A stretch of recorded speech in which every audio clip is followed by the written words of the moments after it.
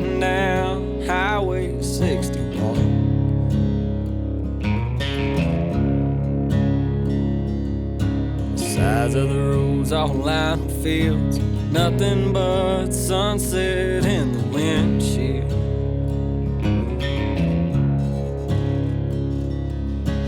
Feel it as soon as I ride into town. This is where I go to slow down. Miles and miles of soybeans and corn. I'm in the place where the blues was born.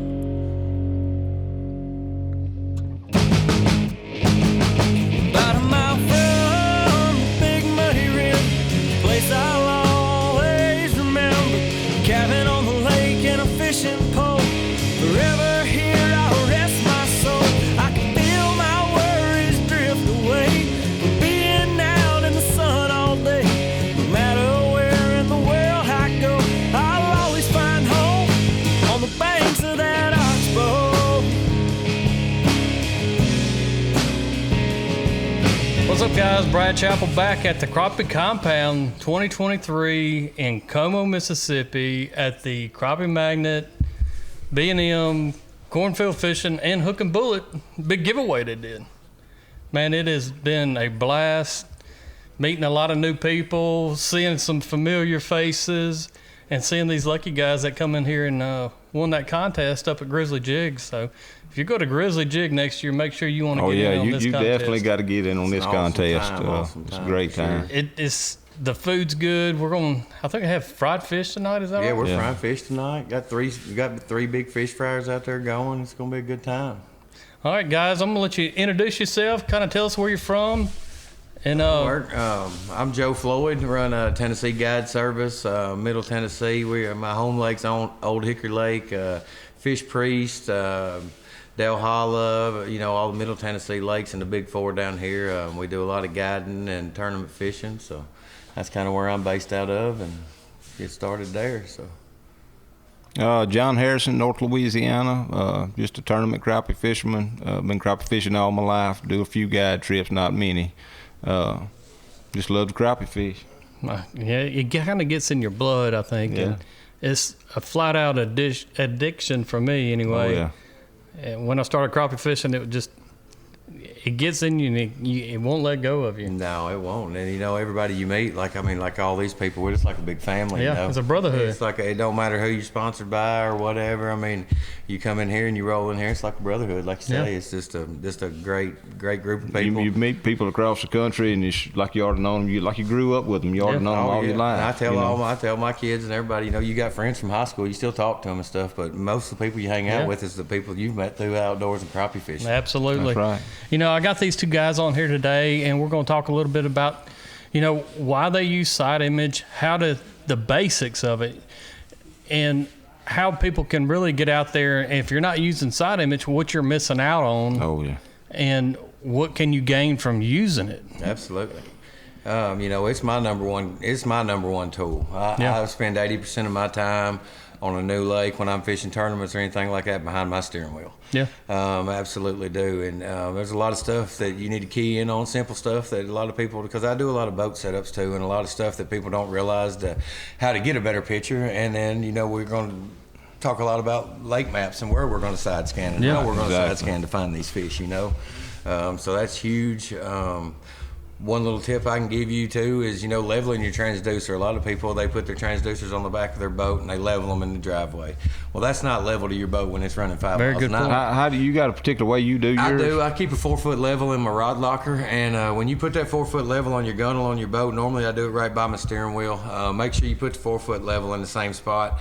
Get your boat at what you side scan at, which me is normally 5 mile an hour. And I'm going to put change underneath that level until it goes level. When my boat's going 5 mile an hour, I'm going to take that change out. I'm going to put it in my pocket. When I get back home in the driveway, I'm going to unhook my truck from that boat. I'm going to put the level back in the same spot, the same amount of change in there, and I'm going to jack the tongue of that boat until that level is leveled. Then I'm going to level my transducer, and you wouldn't believe what you miss and what you don't. That's the best way I've found to do it. Change method. Then your level is level with the bottom. Then your transducer's level with the bottom of the lake while you're running at that speed. that's the angle that it's being pushed through the water. Right. 'Cause Exactly. the way that you got your Yep. batteries, your Yep. fuel, the And that's people in your boat, huge. it makes a difference. That's really huge. It makes a big difference. And like I say, clear power to our graphs. I can't preach that enough. Run straight from your battery straight to your grass. We don't want any interference anywhere. And that's the two most things that I preach is getting your transducer level and Right. and your power clean to them. Basically. What units are you using the side image now? I run Humminbirds. I've run them all. I feel Humminbird to me at a big range shows me a clearer picture. I'll agree with that. You see everybody that runs everything, and Garmin, the new GT56, it's got a beautiful picture. But when I range it out there to 120 foot on each side, where I'm looking at 240 foot on an unfamiliar body of water, I feel that Humminbird gives me the best picture. I run a Humminbird and a Garmin, and I'll play with both. Just Yeah. candid. Yeah, Right. I mean, and it's like goes back to like lake maps. I run Navionics and Humminbird. Firm thing. Some's going to miss some stuff. Some's going to be different. One was at Kentucky Lake fishing the Megabucks event. There was a big hump right out there in Big Sandy that wasn't on Hummingbird's maps, but it was on Garmin's maps. Fished that hump, caught a lot of fish. That's the very reason I run both units. It's So kinda I run both. I run both sets of mapping, and I run. It's all about being efficient. So I run two units, 212s at my steering wheel. Yep. One that I can see on mapping, and one that I can see on side scan. And I'll normally run one on mapping and down scan, the other one on side scan. I don't want to decrease the pixels because I'm looking, for cover, structure, and fish. Yeah. So that's why I'll run that. One other thing I can say, like just little tips we'd give people on side scanning. When you see those fish, if you're seeing fish on side scan out the side and they're really close to their shadow, they're a bottom fish. Them fish are Yep. low. Yep. Further away from the shadow they're up in the water column. A lot of times we're looking for suspended crappie halfway up in the water column because that's where we're going to see them feeding. Or just looking for structure. And structure too, steak beds, the absolutely. brush pile. And a lot of people, it's training your eye too. If you're shooting a sound wave, so if that sound wave hits a fish like this, he's as thick as a dollar bill. You're not going to see that. You're going to see a shadow on the bottom, but you're not going to see that fish. And the same way with structure, you got a big limb hanging off it, you're going to go past that sucker. And if you're hitting it this way and not sideways, you're just going to see the shadow of it on the bottom. Training your eye to know what you're looking at. I think, what's kind of confusing for people when they're starting out and you're looking at a side imaging unit, and I think it was, I want to say either Ronnie Capps or Steve Coleman years ago, and I heard them, maybe even at Grizzly Jig, even give this seminar, and it's always stuck in my mind whenever I try to describe side imaging to people is it's kind of like riding through the woods at nighttime, and you've got a spotlight out one side of your window and you got a spotlight out the other side. That's a good way to describe Absolutely. it. And as you're going along, you're recording behind you. Mm-hmm. Well, all of a sudden you see, I don't care if it's a human being or a tree or anything sticking up, that's going to be bright as where the image is hitting. Right. And then on the backside, like Joe was saying about the shadows, is that shadow's going to cast behind it just like you would with a flashlight. Absolutely. So I think that's one of the most overlooked things whenever somebody's starting out. They're trying to decipher what they're looking at, but kind of keep in mind that you've got two flashlights out the side of your boat and it's completely dark. Yeah, I mean, and it's getting recorded and shooting that light out. There's a lot of times you're going to pass a school of fish. You're not going to see a fish up in the water column, but you're going to see their shadows on the bottom. Yep.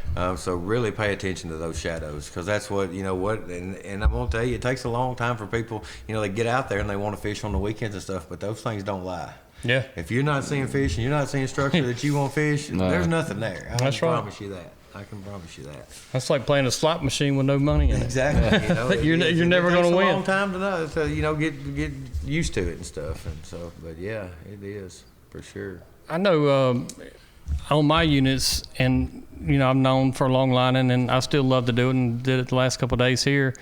But even if I'm fishing, no matter what style, from spider rigging or anything else, I'm still running side image. And I'm still running down. Yes, always. Absolutely. I've always utilized side images whenever I'm looking for structure, and then I'll mark it. And anybody's watched the show recently knows how big I am about waypoint management. Yeah. But I come back and I'll run over it on down image to actually see what's on that structure. You can see if there's good fish and a lot of fish, you'll see them on side imaging really well too. But if I want to really diagnose a brush pile or a stump, I'm gonna come back over the side of it and run directly over it and down image and see what I can actually see. Exactly. There's times that you can say, all right, you run over a hot brush pile and I'm pulling jigs, and I'll tell them, all right, watch your poles now. Right. They're about to get bit, and then sure enough, 30 seconds later, times those jigs or crankbaits or whatever gets to them. And you know, I mean, that was the way that we used to fish pre-live scope. Yeah, you know, absolutely. I mean, a lot of people when probably it don't came know that. out, The people without live scope, we would see a brush pile on side imaging, we'd mark it on our waypoints, we'd come back over it and down imaging, and as soon as it appeared on the screen, we threw a buoy out the back. Exactly. You remember when it first came out, we were like, oh my gosh. Yeah. You know, kind of the way everybody is about live scope today. We was like, oh, it can't get any better than this. Because, that's right. I mean, really, and that's the way you break down a lake. You know,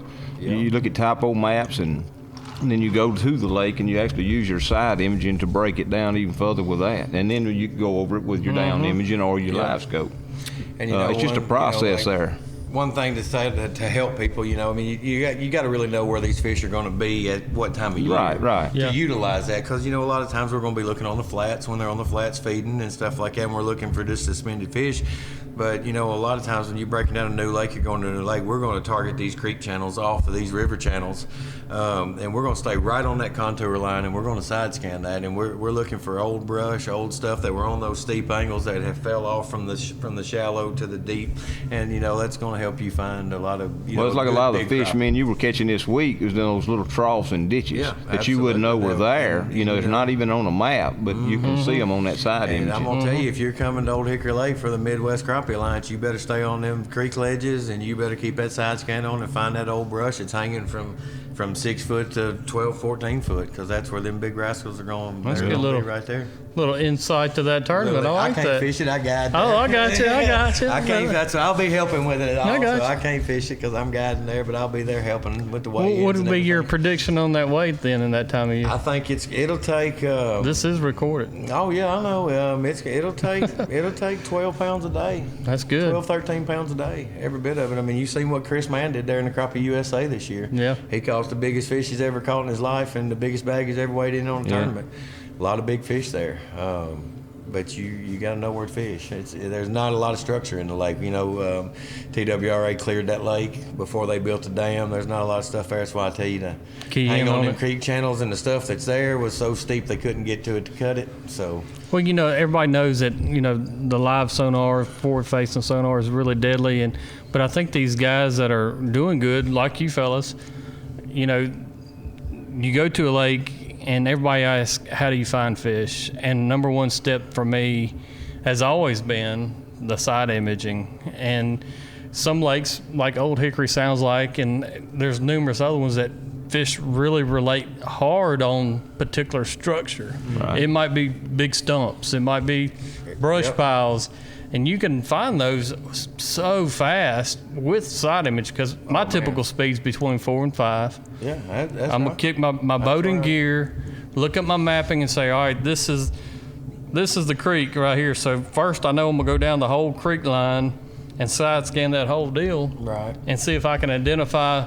All right, there's 6 brush piles and 6 stumps. Well, the fish are really hanging on the stumps. So it kind of clues me in on the rest of the part of the lake I need to key in on is, all right, they're hanging on big stumps. So it's all process of elimination. You just said the whole process. I mean, that's what all of us do when we're going to new body of water. We're already looking at it before we get there on maps. Yeah. We're studying maps and time of the year and where the crappie are, where we think they should be. And then the first thing we're going to use is that side imaging. Because a new body of water, that's the quickest way to break it down. And like you said, once you identify what you're looking for, whether it be fish or objects or structure, then you're going to go back over it with a down image and then maybe drop a scope in it. But I do a lot of electronics training on my lake and boat setups and stuff, and side imaging seems to be the hardest thing for people to understand and to realize. And we'll just tell you a few things for beginners at it and stuff, and it's stuff that we know, but a lot of people don't know, and they get on my boat and they don't know. going straight is a huge thing. Yeah. You do not want to be turning side to side. It's going to draw your image out. It's going to blur Stretch it. The straighter you're going, the better picture you're going to get. And you always have a chart speed. Your chart speed is how fast your boat's running. We always want to run 1 mile. We always want to set our chart speed 1 mile an hour over what our boat is running, and that's going to give you a better, clearer picture. Definitely utilize your chart speed. That's a good tip right there for them. Definitely utilize your chart speed, and definitely try to stay as straight as you can.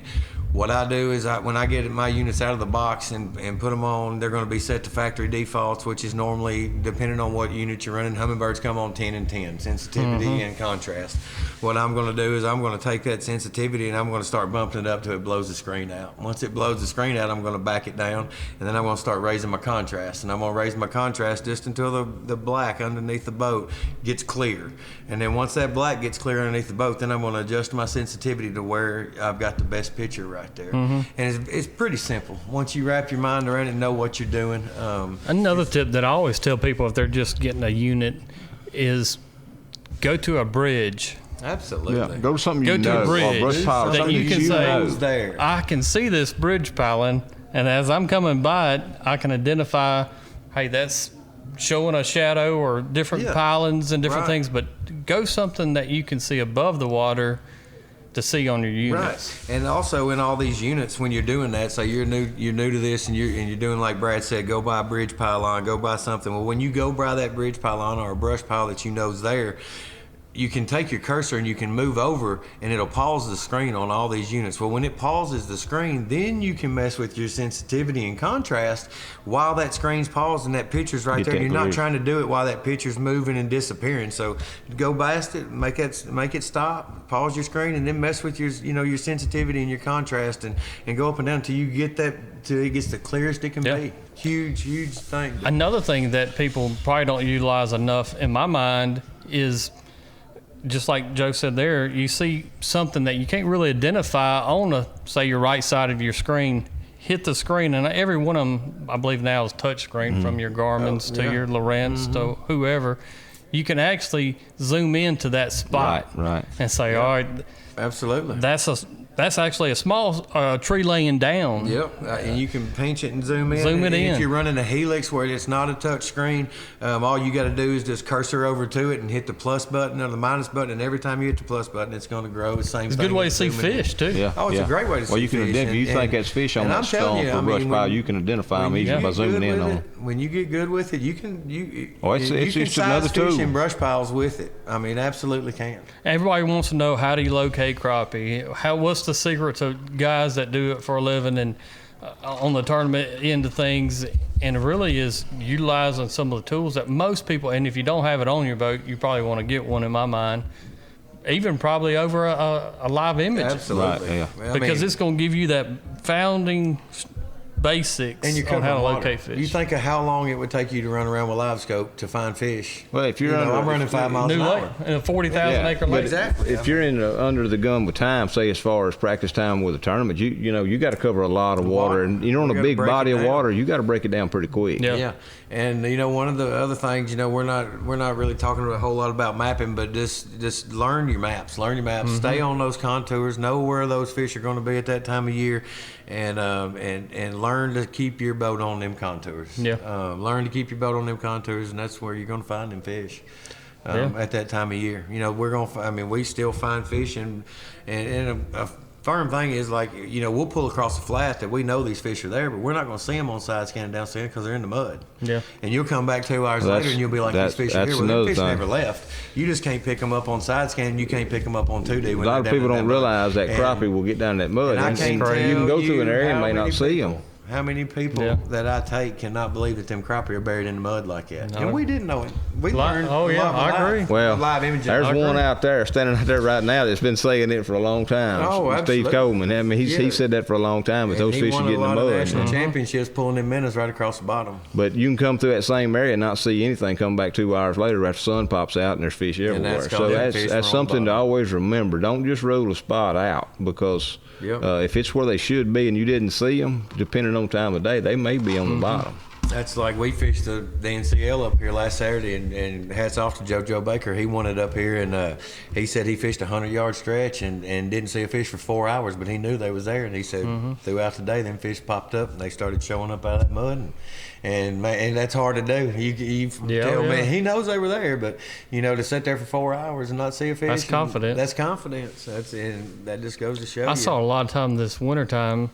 Not get too far off, the whole side image deal, but I seen them in 24 foot of water buried up in the mud, and those were the only biting fish. Yeah. The fish suspended wouldn't bite, but the ones on the bottom. So it's crazy how these fish, different electronics have helped people become so much better and quicker at learning lakes. And the trick about finding fish on a new body of water to me is just paying attention to different details and absolutely, to do it. Time behind the screen too. It's just like your forward-facing sonars nowadays. It's time behind the screen. Yeah. The same way with side image or down images, spending time behind and realizing what you're looking at. You gave a good tip a while ago. Go to something that is there in the beginning. Yep. And look at it and kind of get an understanding of what you're looking at. I mean, when I finish up with guide trips in the evening, I side scan until dark. Because that's what I do. I'm locating fish for those people for the next day, and I side scan. I got a 2021 boat out there, and it's got over 900 hours on the motor. Good God. That's how much I stay on behind my steering wheel and utilize my side scan. It is everything to me. You could take my forward-facing sonar away from me, and my hummingbirds back there are how I locate and find my fish. I talk about the same thing. I've been fishing a couple times, or people back out and can't make it because the weather's bad. And then I'll just spend the rest of my day just out there looking. And these big waterways that's 10,000+ acres, I don't think there's really any other way to find everything until you spend the time looking. And I don't know if you ever find everything. It's just impossible. Even on my home body of water, everybody asked me, said, "You've been fishing this lake for over 30-something years. Why? What do you?" I said, "I've got over 2,500 waypoints on it. Yeah, for sure. But these fish are moving. Everything adapts, and then the fish changes and stuff changes. Boat traffic, our fish will move because of the summer boat traffic. They won't be, and just for me to be able to be consistent with my guiding, that side imaging is huge to me, to stay there and follow them fish and know exactly where they're at and where they're going. It's a huge tool. Well, guys, I appreciate your time today, getting you on here, and hopefully y'all have learned some basics about side imaging and how we kind of actually utilize them from the guiding and the tournament standpoint. And it's pretty much the same way. Just get out there and learn them, identify some stuff and take some of these tricks here and put them on your boat and use them. Yeah, because it's going to be your number one tool. Absolutely. Make sure you subscribe. Got the new Crappie Connection hats and sun hoodies on Crappie Forever. If you haven't checked those guys out, check them out as well. Appreciate everybody. Appreciate you. Joe? Yes, sir. John? Thanks for having us. Yes, sir. Brad Chappell? Joe Floyd? John Harrison. Holla.